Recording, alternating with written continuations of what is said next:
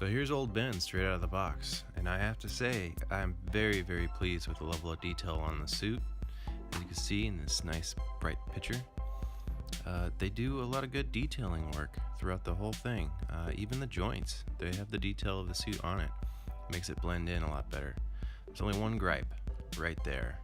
They have a hard time painting the face area, with the 5 o'clock shadow kind of just going around his lips, and it looks like he just ate some Oreos.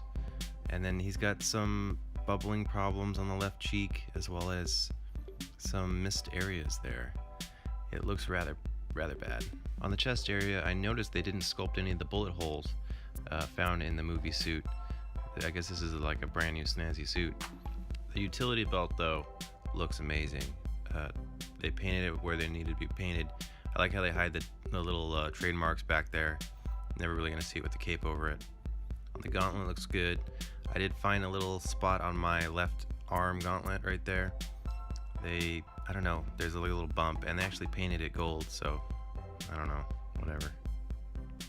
Going down low to his boots. Yeah, they look good to me. They got the copper plating on top. Yeah, movie accurate, I guess. I like how they have the sculpt on the bottom. They didn't have to put those trademarks down there. It looks good. Let's move on to the articulation. So this is where this figure excels, articulation. Starting with the head, it has full rotation all the way around like that, and it dips down about that low, and he can move it up about that high. Lovely. His solid block of cheese neck also does rotate. And scrolling down to the arms, they do spin all the way around, and he does have a nice spin at the bicep. And down to those elbows. They are double jointed, and like I said earlier, they do have texturing on them. It helps to blend in with the rest of the figure. It looks really nice. I like it.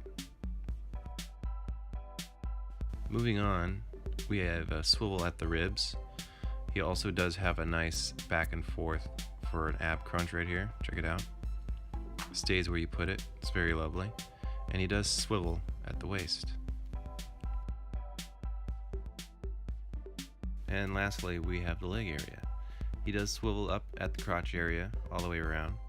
He has a beautiful double knee joint. And he does have a nice ball joint at the ankle. Check it out. A lot of movement in there, and he has a little toe joint. And oh shit, how can I forget? He's got a wired cape. Check that out. It looks rather lovely. It's connected at the very top by this backing plate. And towards the bottom, they put these little cuts in the bottom of the cape to make it look weathered. Kinda cool. Check that out. So have a listen to this cape. You can hear it, right? It's not just me. It's a loud cape. The cape is very noisy when you're trying to pose it and whatnot with the wire like that. It's a little annoying, but I mean, once you set it and forget it, you're never gonna hear it again. Check this out on the bottom. They're all random. It's not like cookie cutter, which is nice. It's all different on the bottom of those cuts. I like that. So moving beyond the cape, moving to the joints, they work beautifully. I have no quarrels with these joints here. These joints have no quarrels with me either, so we're on good terms. Check this out.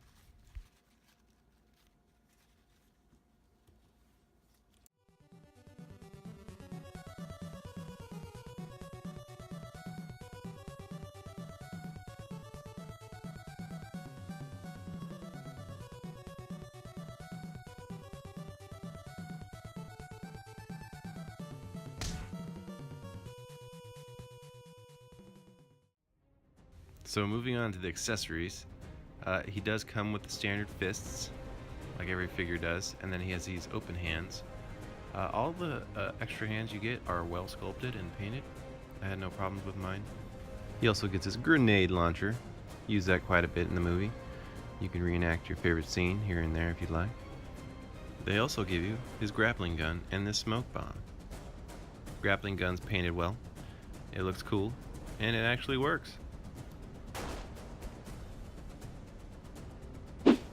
He gets these open hands right here. Good for jumping and whatnot. Cool stuff. And he also has his, he's gotta find it first. Ooh, batarang. Nice. And his batarang holding fingers. Ooh. He also comes with these, little half thumbs up or thumbs down, whatever you fancy, fists.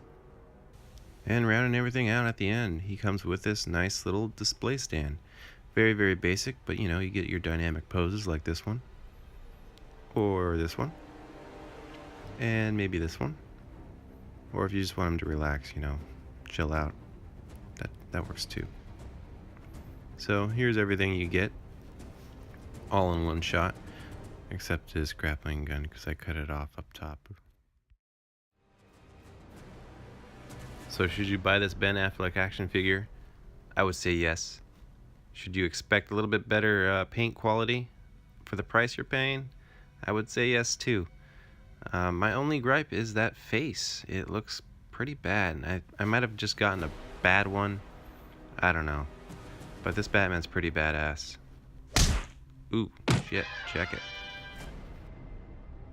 The level of detail and the articulation on this figure well supersedes any bad paint job. It's just really disappointing. I mean, look at the accessories you get. You get a cussin. And if I had any other gripe, I would say that he looks a little too narrow. I remember from the flick, I've seen it a few times, he is yoked like crazy. Batman is Fat Man. But other than that, this guy, pick him up if you can. Peace out.